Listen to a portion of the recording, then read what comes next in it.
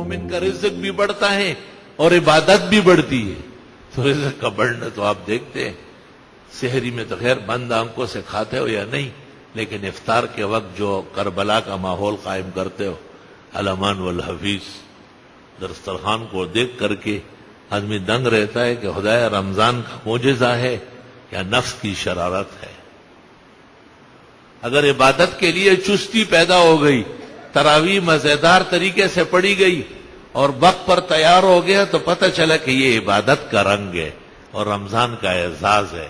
اور خدا نہ خواستہ اگر افطاری اور کھانے کے بعد لمبا لمبا لیٹ گیا اور تراویح جیسی دولت سے محروم ہو گیا، تو یہ نفس کا فریب اور شیطنت کے آثار ہے. یہی فرق علماء نے وہاں کیا ہے.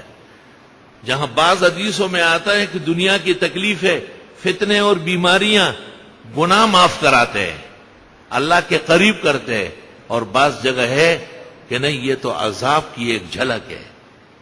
تو علماء دین نے کہا ہے کہ جس بیماری، تکلیف، پریشانی سے اللہ یاد رہے، اللہ کی عبادت قائم دائم رہے، اور کبھی بھی زبان سے خدا تعالی کے آداب الوہیت کے خلاف جملہ نہ نکلے، تو یہ علامت ہے کہ یہ بیماری، یہ تکلیف درجات کا باعث ہے، اجر و ثواب کا باعث ہے. جانے نہ دے، بس نیکی یہ کرنے کا کام.